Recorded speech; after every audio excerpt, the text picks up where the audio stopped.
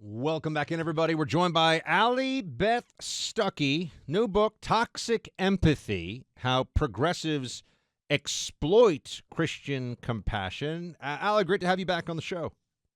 Yeah, thanks so much for having me. Can I ask you, before we get into toxic empathy, I don't know if you saw, I was on Bill Maher. We talked about toxic masculinity, which is also just known to Democrats as masculinity. Seems to me like hating men might have electoral consequences. What do you think?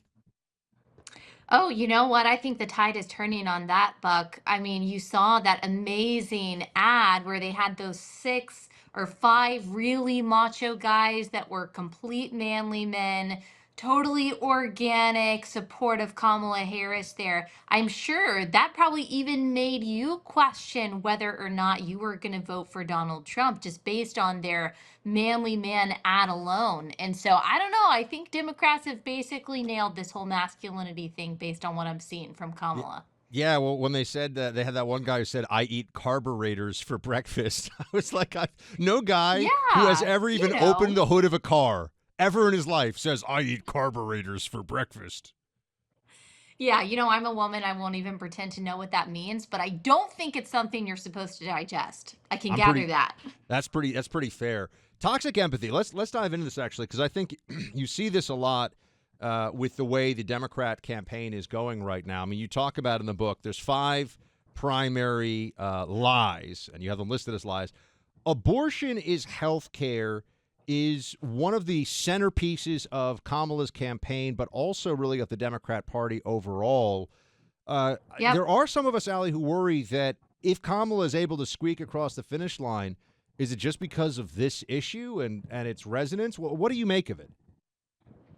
Yeah, people say that this is such an unpopular issue for Republicans, that being pro life is an unpopular position, but it's really that the lies that are constructed by the pro abortion side, the $1 billion lobby that they have over there, those might be popular, but the truth about what abortion is not actually popular, which is exactly why Kamala Harris's campaign and the Democrats actually rely on euphemisms. They rely on deceit to push their point across and to take this across the finish line. That's why they're conflating miscarriages, which is a tragic incident that happens, not by the fault of anyone, and abortion, which is the purposeful killing of a child. They're trying to tell you that voting for Kamala is going to protect miscarriage care.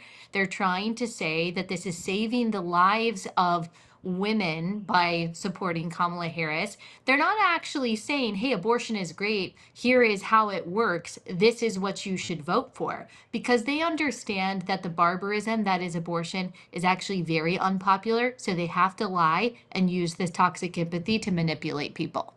It also bothers me, Allie, because I think that there's a general trend among Democrats, and this is something that I think the Trump right has recognized and effectively refuses to play the game by these rules, where they try to use your decency, your sense of Yeah. kindness, and your sense of getting along with your fellow Americans as a weapon against you. I know that's something you get into in toxic empathy. Oh, yeah, that's a perfect way to say it because most of us, especially those of us who are Christians, we have not only a natural but a spiritual inclination towards helping those who need help and lifting others up. And we're naturally compassionate, especially women. We're natural nurturers. That empathy muscle is really strong and that can be used in a really good way. The problem is when it's exploited for toxic or harmful means.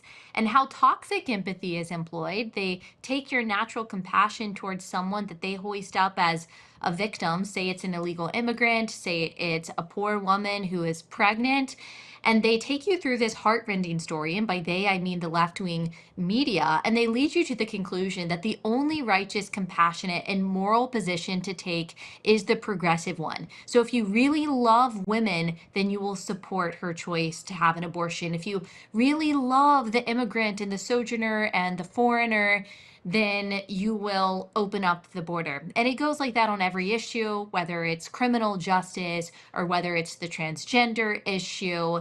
They pull at your heartstrings and make you think that the only righteous position to take is theirs. And unfortunately, that dupes a lot of people.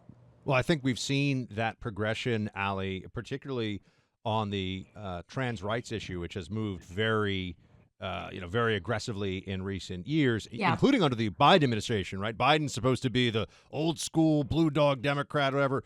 Biden White House was putting out stuff about gender transition for teenagers and how this is medical care and all this. But if you go back and look at that progression, it starts out with just what's the big deal? Just use the preferred pronouns. Don't be a jerk. Use the preferred pronouns. What's the big deal? Don't be a jerk. Let the guy who says he's a girl use the locker room. What's it to you if somebody who's actually a guy, competes on the girls' sports team, right? I mean, at every stage, it's you don't want to make this person feel bad. You don't want to be unkind.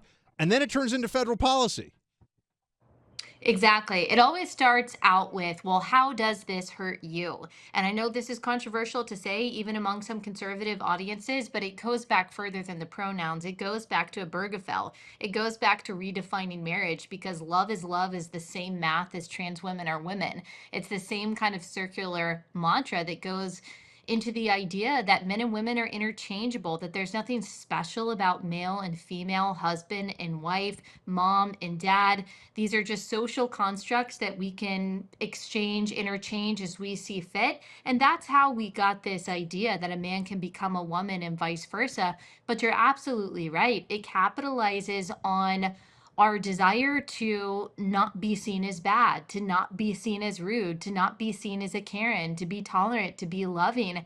And then once they've gotten in with that kind of emotional manipulation, they can go a little bit further and a little bit further until you're saying, well, the empathetic and loving and righteous thing to do is to subsidize child sex changes. And unfortunately, that's where we are, but hopefully we can claw our way back with some good old fashioned truth. Well, that's what I wanted to ask you. What is the? I know you're laying out and dissecting some of the big lies that manipulate, and there really feels something demonic about manipulating people's goodness as a means of Yes. getting bad things to happen, right? I mean, that it seems very I don't know, Luciferian. But Yeah. how do you try to fortify people for the fight ahead on issues like this, and how do you deal with that? I'm a good person. I want to be a good person, but that doesn't mean just going along with whatever moral blackmail the left is offering. Yeah, so I wanted to make the argument not that, hey, empathy might seem tempting, but don't be empathetic. And sure, being progressive is compassionate, but don't be compassionate. That's not the route that I take in the book. I actually give a lot of credit to the heartstring pulling strategy that the left very often employs to get people to vote for them.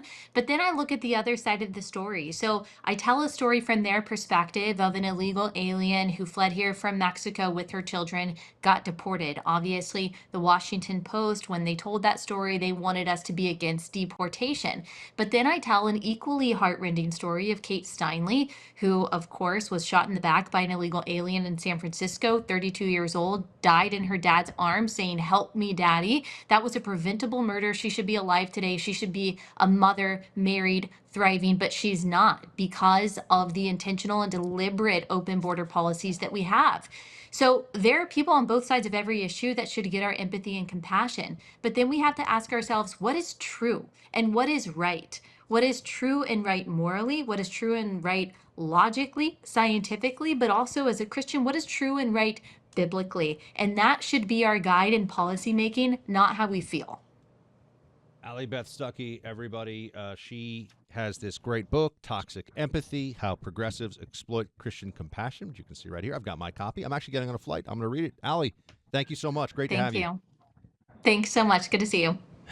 Look, okay, so, I was just thinking about this. I was talking to a friend at LifeLock recently, and we were just joking around about how this is something that not only do we both like as a product, we both use it as a product and need it as a product, because I get text messages these days that are so sophisticated as a means of trying to get my personal information and steal from me. And that's what's going on here.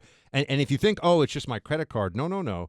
They can take out loans in your name. Okay, so think about what that can entail. Think about what happens if you go into the closing for a home, or you're trying to get a loan for a home, and sure enough, they run the credit check, and there's loans on some boat. You don't even live near a boat. You don't even know what they're talking about.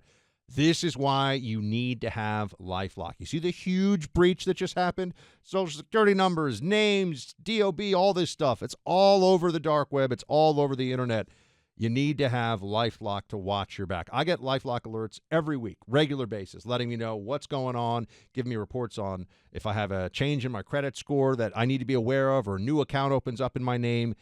Everybody just needs to have LifeLock operating in the background. You need someone to have your back in this world of cyber everything.